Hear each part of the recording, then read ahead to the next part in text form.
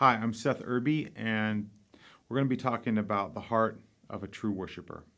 If you've been involved in worship for any length of time, you know that people have strong preferences when it comes to worship music. I mean, some people love hymns, some people love modern praise songs. The preferences can go down to, do you like Bethel or Hillsong or Elevation or Maverick City?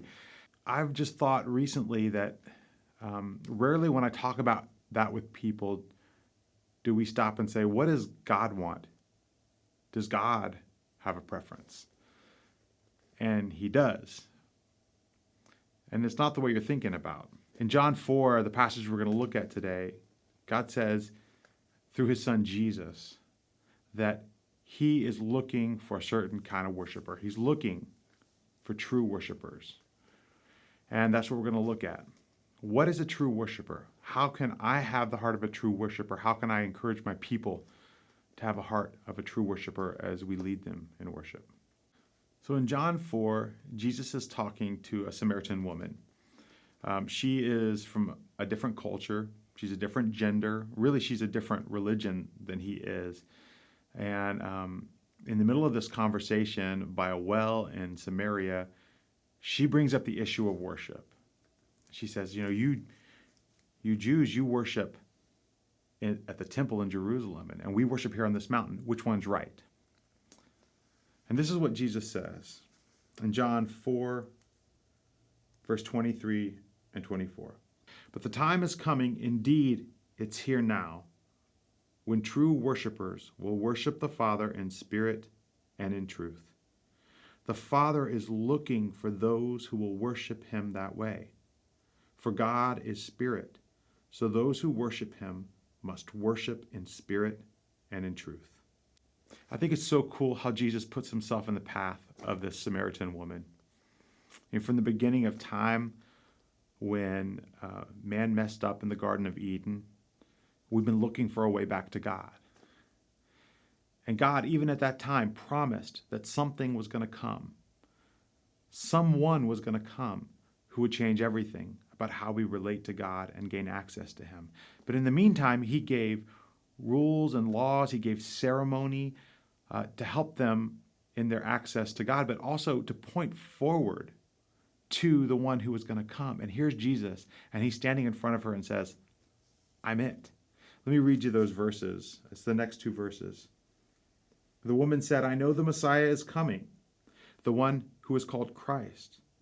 And when he comes, he will explain everything to us. Then Jesus told her, I am the Messiah. Now it's no longer about the external trappings and the ceremonies. It's no longer about the place. It's about seeing who God really is and our spirits connecting with his spirits as we worship him in spirit and in truth. So how do we do that? How do we worship God in spirit and in truth? I feel like there's three main things that encapsulate the character of a true worshiper. And it's right here in the passage. They worship in spirit and in truth. The first point is that true worshipers worship in spirit and in truth. So this word worship, I think, is awesome because it provides a really cool word picture for us of what it means to worship. The word worship in this passage is the Greek word proskuneo, and it has this really cool image. So if you can imagine in your mind someone who is bowing, but also kind of blowing kisses towards a deity.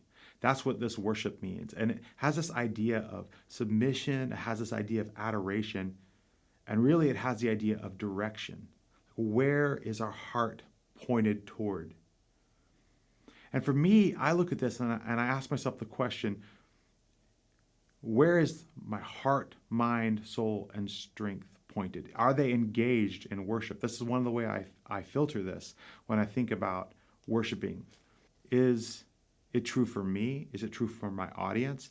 Are there emotions engaged? Is their mind engaged? Do I really think someone's going to make a decision with their will in the worship service that might change the course of their life? And also, are they able to bring their authentic self to worship, to God in worship? And that's part of what I want to look for in the environment I want to foster as I lead worship. The second thing that I notice in this passage is that True worshipers worship in spirit. So what does that mean? First of all, it means we cannot do this on our own strength. We can't worship God and bring all of our heart, mind, soul, and strength to Him without being empowered by His Spirit. It says in 1 Corinthians 2, "But it was to us that God revealed these things by His Spirit. For His Spirit searches out everything and shows us God's deep secrets." So if the Spirit has to do this work, then I think it's crazy to go into worship without praying. That's one of the things that applies to my life. You know, I can't believe there was ever a time when I would go into a worship set without praying. And now I pray when I practice. I pray when I plan. Because I know that worship is a spiritual activity that's accomplished by the Spirit of God. So why would I not pray? The second thing this really means for me is I want my spirit to be worshiping God from a true place. I want it to be true. And so for me, there's a real clear application is I don't want to say things I don't mean in worship. So often we can get fixated on the production and the show and the technology and all the other stuff. But what God's looking for is for our spirit to be worshiping Him. And so I make a resolution in myself. I don't want to say stuff I don't mean in worship. In fact, in Matthew 15, Jesus was talking about the religious people of His day. And He said, "These people honor me with their lips, but their hearts are far from me. Their worship is a farce, for they teach man-made ideas as commands from God." I would rather just step back and sit quietly and ask God to allow my heart to really worship Him than I would say something false or not true.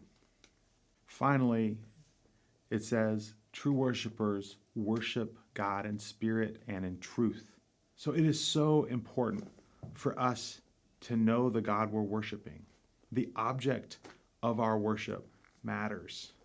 And God has revealed Himself in His Son, Jesus Christ. That's what He was saying to the Samaritan woman. She didn't have it right.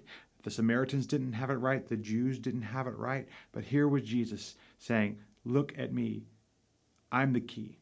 So it's so important for us as worship leaders to be students of God's Word, to know it, to memorize it, to hide it in our hearts. And it's important for us to be students of Jesus Christ Himself and to walk with Him, because we need to know what we're pointing people to as we lead them in worship.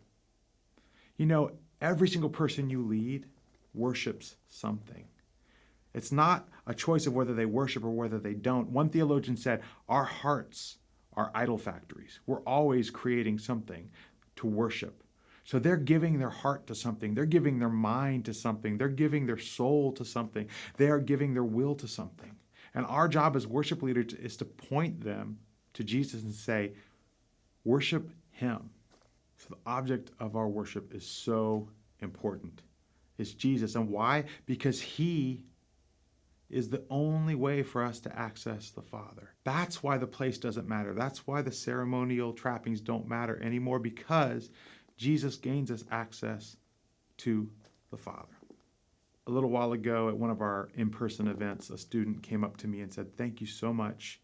I really never understood why we were doing worship or what we were trying to accomplish. I just felt like we were playing a bunch of songs. But now I know my job is to point people to Jesus." And if you know the rest of the story, you know that that's exactly what the Samaritan woman did.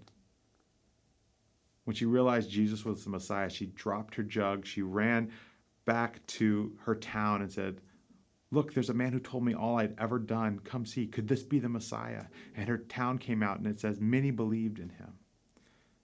That's our job as worship leaders. I mean, that woman had no credentials. She had no skills to speak of. She was an outcast from her society. But she pointed people to Jesus. And those are the kind of worshipers that the Father is seeking. True worshipers who worship Him in spirit and in truth.